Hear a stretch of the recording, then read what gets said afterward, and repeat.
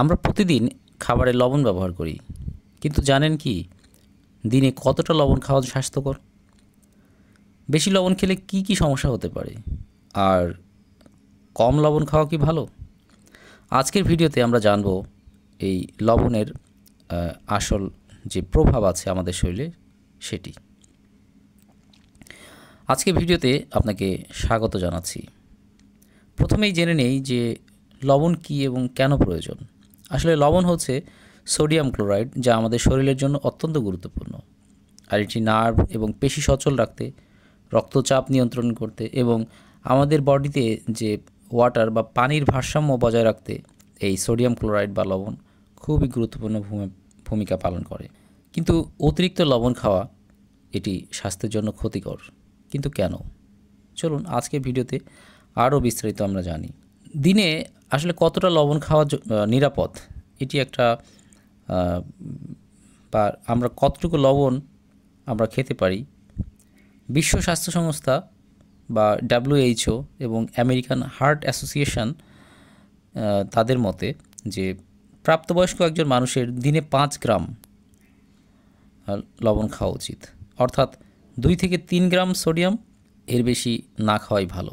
কিন্তু আমরা কি আসলেই এই নিয়মটি মেনে চলি যে আমাদের যতটুকু লিমিট আছে এর মধ্যেই কি আমরা এই লবণটি গ্রহণ করে থাকি? এটি কিন্তু জানা আমাদের জন্য ভীষণ জরুরি।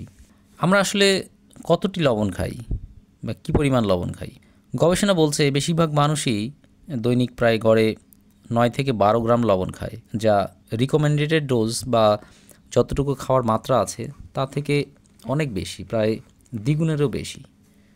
বিশেষ করে আমরা ফাস্ট ফুড, চিপস, প্যাকেটজাত খাবার, সস, আচার, এই সমস্ত খাবারে লবণের মাত্রা অনেক বেশি থাকে, যেগুলো আমরা প্রতিনিয়তই খেয়ে থাকি। এটি আমাদের অবশ্যই লক্ষ্য করা উচিত।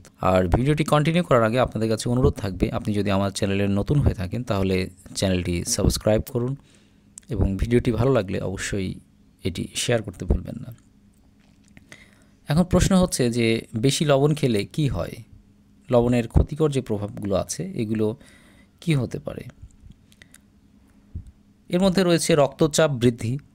অতিরিক্ত লবণ আমাদের ব্লাড প্রেশার বাড়িয়ে দেয়, যেমন যেটির স্ট্রোক বা হার্ট অ্যাটাকের ঝুঁকি বাড়ায়। কিডনির সমস্যা হতে পারে। কিডনি রোগ বেশি সোডিয়াম ফিল্টার করতে পারে না এবং এটি কিডনি ফেলিওরের একটি অন্যতম কারণও।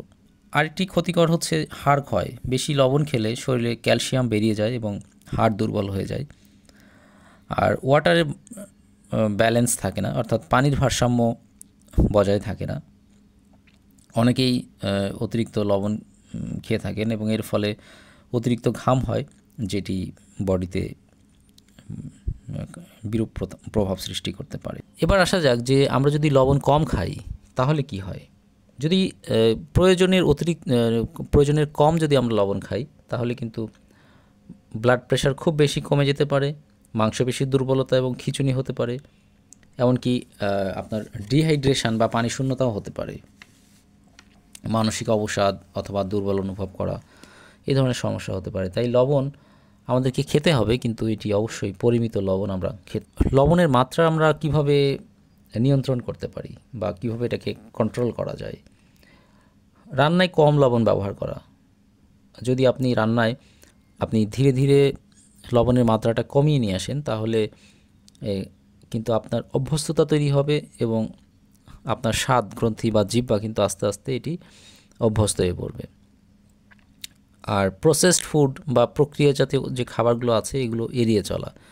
চিপস, চকলেট, সস, এগুলোতে প্রচুর পরিমাণ লবণ থাকে, তাই এই খাবারগুলো অবশ্যই কম খাওয়া বা এড়িয়ে যাওয়া ভালো। আর অতিরিক্ত সস, কেচাপ, আচার, ইনস্ট্যান্ট নুডলস, এগুলো খাওয়া কমাতে হবে, কারণ এগুলোর মধ্যে প্রচুর লবণ থাকে। লবণের পরিবর্তে লেবু, ধনেপাতা, রসুন বা অন্যান্য মশলা ব্যবহার করা যেতে পারে খাবারের স্বাদ ঠিক রাখতে। আমরা তখন জানলাম যে লবণ খাওয়া কি স্বাস্থ্যের জন্য কতটা ক্ষতিকর এবং আমরা কতটা খাবো। অসংখ্য ধন্যবাদ এই ভিডিওটি দেখার জন্য। আর ভিডিওটি যদি ভালো লেগে থাকে তাহলে চ্যানেলটি সাবস্ক্রাইব করুন এবং অবশ্যই কমেন্টসে জানাবেন যে ফুড ফ্যাক্টস এবং ফুড রিলেটেড আর কী ধরনের ভিডিও আপনি পছন্দ করেন।